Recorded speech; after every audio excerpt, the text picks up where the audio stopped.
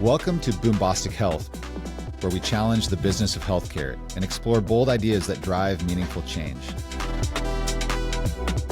Each week, we bring you candid conversations with top experts, innovators, and leaders, exploring the latest trends and technologies shaping the future of healthcare. Join us and be part of the conversation in transforming healthcare.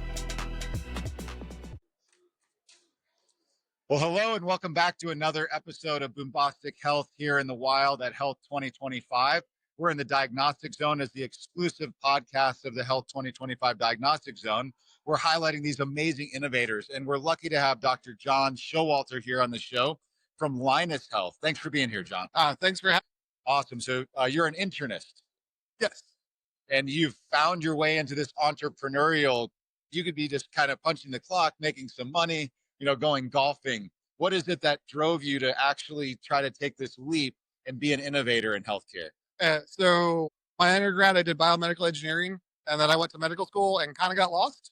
I wasn't really sure what I wanted to do, and I helped with an EHR install, and I had a CIO that was a doc that was like, "Hey, you seem to be really into this technology stuff. Can we set up a program?" So spent 6 years with him, getting a master's in information systems. I'm also board certified in clinical informatics. I did a lot of implementation work and technology. Okay, so not your typical doctor just going into the office. You're out there doing some tech work, even as part of your education. Yes, yeah, and I've always married the technology with the clinical, even in training. I've always been both practicing and doing technology. I was a chief medical information officer at the University of Mississippi Medical Center. We did a huge Epic install. We did 5 hospitals, 90 clinics, 15,000 providers in one day. Brought them all up in one day. So that got us a bunch of attention, and we had a whole number of vendors come to us like, "You guys seem to know how to actually implement and make things go. Would you like to use our technology?" Wow. So Judy Faulkner probably came and hung out with you guys. I've had tea with Judy. Judy's amazing. That's cool. Yeah. So I'm sure all of our guests know Judy. You don't even need to use her last name. But, truly one of the pioneers of healthcare technology. And now we're seeing this sort of next layer, though, I think, in that world where it's not just about the EHR, there's something more. And artificial intelligence is making that possible, right? Absolutely. And that's, how I got to the vendor side, because the EHR, the health system progress was too slow. I saw all of these vendors moving things really fast. I was advising some companies that were doing awesome things, and they just were moving faster than healthcare could move. And it kind of drove me nuts. And I jumped over to the vendor side. I worked with a clinical AI company called Javion that was about the appropriate next steps.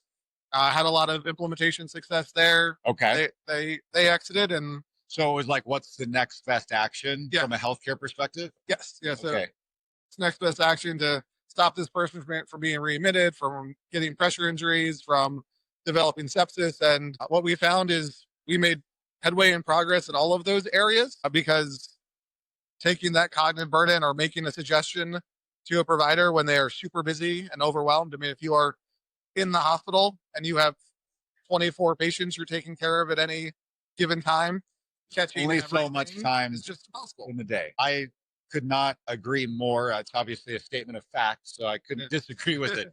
My mother was part of the reason I'm so passionate about healthcare. My mother was diagnosed with stage 4 cancer about 25 years ago. Unfortunately, it was way too far progressed to be able to get her through that. But I recall her being in the hospital and hearing all of the alarms going off constantly. She was in the Cleveland Clinic system. They had amazing physicians there. And I would see these caregivers that were just stretched to the nth degree. And there was no way for them to be on top of every single thing all the time. And frankly, they would get alarm fatigue. And so they wouldn't even hear the alarms anymore. And I do believe deeply that AI is this power up that could make caregivers bionic, or make them all perform at a level that they want to perform, to take care of patients, where they know where they should really focus. Is that kind of consistent with how you see it? It's absolutely consistent. And it's super personal to me. So I joined Linus because I missed the dementia diagnosis of my grandmother. Okay. So my grandmother was living with my grandfather. We thought everything was pretty okay. Like maybe she had some memory problems. He passed away quickly from cancer. And within a week, she was in a locked dementia unit. Wow. Because her dementia was that severe, and he had been providing that much caregiver. Oh, so To keep he her was home. basically He was insulating her from absolutely, everybody. and then things started to make sense. So you'd walk in the door, and he'd be like, "Hey, John, how's it going?" And she'd be like, "Hey, John, how are you?" No idea who I So was. she would kind of parrot what he She was was just saying. parrot. They Okay. had figured out how to make everything appear normal, and so when the chance to join Linus, which is about identifying cognitive impairment when dementia is still preventable, Right. I was all in. And then my wife, who also is in the clinical transformation space, super in team based care, does not understand how we are going to manage care with just physicians. Wanted to open up a model clinic, so her and I, she mostly opened up a model clinic where we are focused on patients with cognitive impairment, concerns for cognitive impairment, and how the team can wrap around them, not just the provider. And the first patient through, just to make sure everything worked, that all the integrations, technology, and live environment, was my mother, and she was just supposed to be the person that could tolerate if we messed up her billing. She did not pass the Linus test. She actually got flagged as having early cognitive impairment. Okay. We've been able to do a whole bunch of things, and it's not HIPAA. She says I can talk about it. Uh, we changed some of her medications. She got more active. She took up piano lessons, lost 50 pounds, changed her bed, and was able to sleep, and her test normalized. So AI took me from my grandmother until she was a week away from a dementia unit to finding it in my mother where it was still stoppable. That is a beautiful story. It really is. We need more of that. And I think what I'm hearing you say is this isn't just about trying to apply AI to do conventional medications or put people through the paces in a way that we've always done. Because with dementia and cognitive decline, Alzheimer's, there just has been this perspective that there wasn't really anything you could do about it, and so people would try to avoid getting diagnosed. That's my point of view on how that's been. Now, what we're finding though is there are a lot of these lifestyle factors and other sorts of things that are going on. Frankly, we've actually proven within our company HC1. So I'm a health tech entrepreneur. I have a portfolio of companies, and HC1 is focused, which is we're in the booth, the back of the booth of HC1 here. We're focused on closing care gaps using insights from lab data. One of the things that we did in partnership with Lilly, using we have over 100 million patient profiles, almost 100 billion lab result values. We actually built a model that allows you to predict who's going to develop cognitive decline. It doesn't say what to do about it. It just says, hey, this is somebody years in advance, and it's based on routine lab tests, the kinds of tests you get just going to the doctor on a routine basis. But the next thing is, okay, what do you do about it? It sounds like what Linus is doing with your specialization, it's like this entire change in the paradigm. Everybody should be getting screened like this and identified like this and treated similar to how you want to know if you're pre-diabetic so you can treat that, right? Absolutely. So we very much view this on the same paradigm as mammography or A1C measurements for the pre-diabetes. Because if you identify it early, there's a ton of stuff we can do. There were been at least 3 randomized controlled trials published in the last 18 months showing that, give or take some of the numbers, a third of people with cognitive impairment can improve or go back to baseline. A third of people with cognitive impairment can be stabilized for years, and then a third continues to progress and likely progresses slower, but that's harder to demonstrate. But 2/3 of people can be stabilized or improved if identified early. And to identify them early, the best thing is their individual baseline. So just like your blood pressure, if you had a quick digital cognitive evaluation every year, when it started to change, we would know that was a change for you. Talk to me in detail. So your primary care doctor can leverage this Linus screening approach to see who has mild cognitive impairments. And once they do, there's a series of things you can do to help address that. But what is it? What is the test? How does it work? And how does AI come into play? Yeah, so we have 2 tests. We have one that's done in clinic and then a remote one. But I'll focus on the in clinic one because that is the one that's most used. You come in, you sit down at a desk, the medical assistant puts the test, puts the iPad on the desk, hands you the Apple Pencil, and the sensors in the Apple Pencil are really important. So we are, with that individual device, and you go through a 2.5 minute test or a 7 minute test, and you draw on the iPad, you draw a clock. You can do connect the connect the dots there. Uh, Everybody does that, by the way. right? There's this. It's kind of a trap. We're just. Anyway, I do. Yeah. so the voice is then analyzed with AI. So we break it down and look at the shimmer of the voice, the pause in the voice, the latency of the voice, the scoring of the accuracy. Did you say the right words back? Did you say the numbers back in the right order? But it's not just about the uh, speech recognition piece. It is about, Okay, because the clock is the thing that's been done for yeah, ages, right? yes, and there's 100 years of study on the clock, Yep. and 50 years of study on the process of the clock. And what we have a lot of AI, and a lot of our secret sauce is in automatically analyzing that clock, Okay. because how circular is the circle really matters. Depending on how circular is your circle, the numbers need to go in a different place. How accurately did you put the numbers in the place for the circle that you drew? And So you're able to assess at a level of fidelity that an individual clinician wouldn't necessarily pick up on. And that's the beauty of the yeah, compute applied to this. So this is applying the AI model and looking at the entire body of evidence from all types of studies for 100 years, so that to this very individual person, you can put into context, are they actually on this path or are they not on this path? And do that with a much higher degree of certitude. Is that true? absolutely. That Okay. it's a great description of it. Well, people draw the clock with our algorithms and then get a functional MRI. And there are specific abnormalities that indicate that the cholinergic pathway in the brain is impaired, so that we can identify whether or not you are suffering from a medication adverse event by drawing that clock.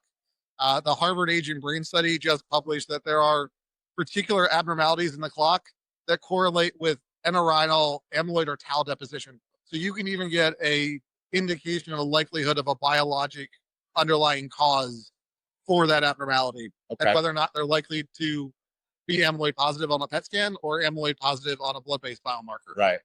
So, And we're talking about amyloid. This is where people use this general term plaque, or right, that, right? That's yeah, sort of what the they're.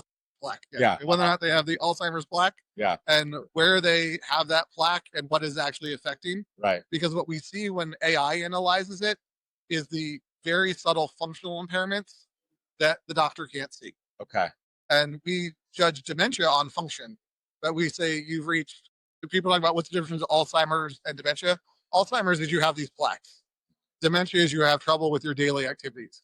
So you can't balance your checkbook, you can't drive, you can't shop, you can't do your laundry. Well, that's your brain's not functioning, but your brain's really not functioning.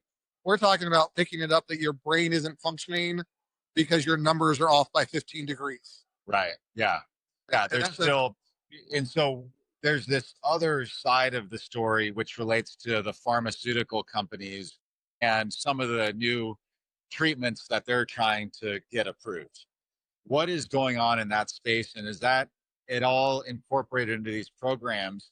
I've heard some people say, I don't think any of that works at all, and other people say, wow, there's a miracle underway with pharma. And I'd love to know what your perspective is and how Linus might think about that. Yeah. So first, we lean really hard into where we have excellent evidence, which is lifestyle. So lifestyle and cognitive training just had the what I'll call a definitive study, the U.S. Pointer study, that validated the European Finger study that shows that lifestyle improves cognition and stabilizes it. So we provide everybody with a personalized brain health action plan. Okay. If you take our life and health questionnaire, you get specific advice for you on how to keep your brain healthy, because lifestyle is almost universally safe. So the Yeah. one thing that I do look at that's not universally safe is exercise.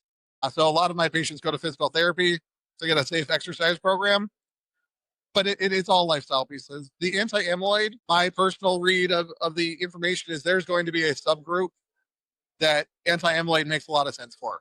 You know, clearly early, clearly plaques in areas that are going to be detrimental if they continue to develop and continue to be toxic. Okay. But it's going to be early, and they keep in their studies moving earlier as well.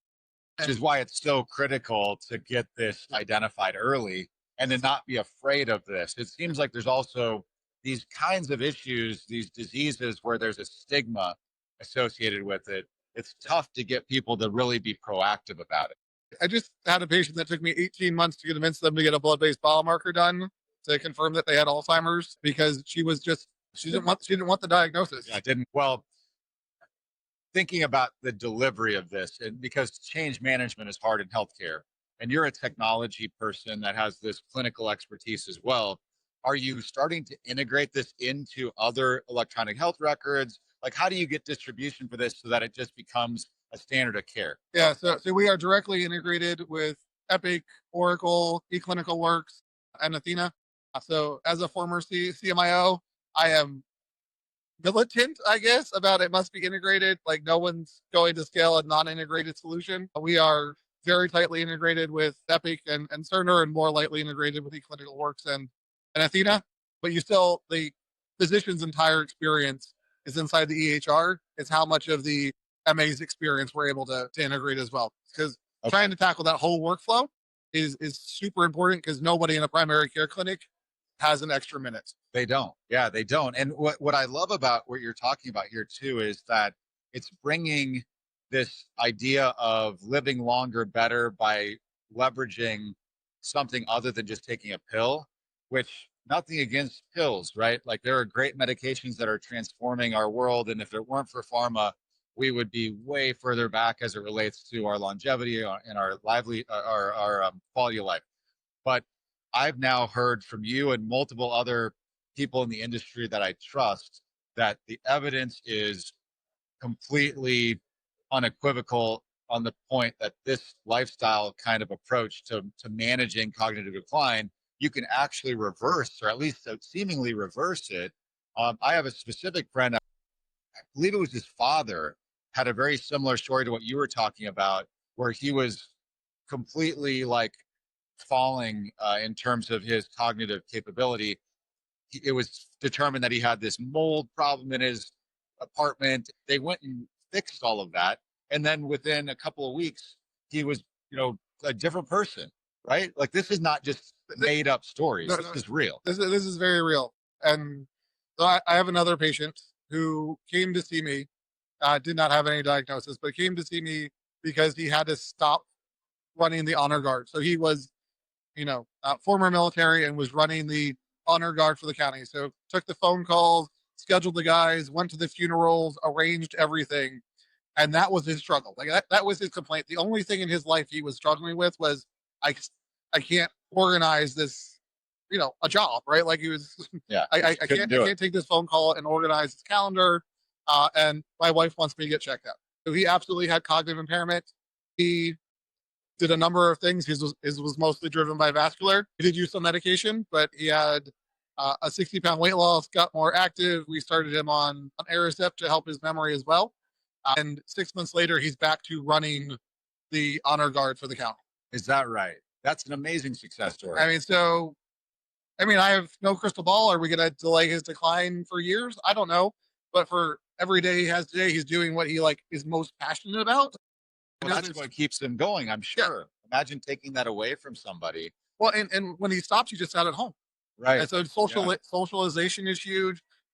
Purpose is isolated. Huge. So, what they have seen in the lifestyle that we don't talk a lot about is that the social isolation and purpose are huge contributors to this, and they go together. When you lose your purpose, you stop socializing. When you're worried about your stigma, that you have a diagnosis, you stop socializing, you stop doing what got you out of bed in the morning, and things more rapidly decline because you're just not in it to win it anymore. So getting him back to running the honor guard, I think him running the honor guard is going to do more for his brain health than anything that I did. No, that was a domino that was going to result in, I would suspect the person probably would just lose meaning. And you see all too often that those people end up dying alone and lonely. Dr. Showalter, this is an incredibly important area of health, and I commend you for the great work that you're doing. If it would be okay, I'd love to come visit the clinic that you guys have set up sometime. We'd be happy to do that. It is very small, but we'd be happy to have you. Hey, it's all about the impact and actually applying AI in this way. I'm going to talk to my primary care doc as well and say, hey, how are you guys incorporating this, right? And I have some other ideas about how we could potentially collaborate. So thanks so much for being here on Boombostic Health. Oh, thank you so much for having me. It's been great. Awesome. All right. Well, thanks everybody for being here for another episode of Boombostic Health. We'll see you next time.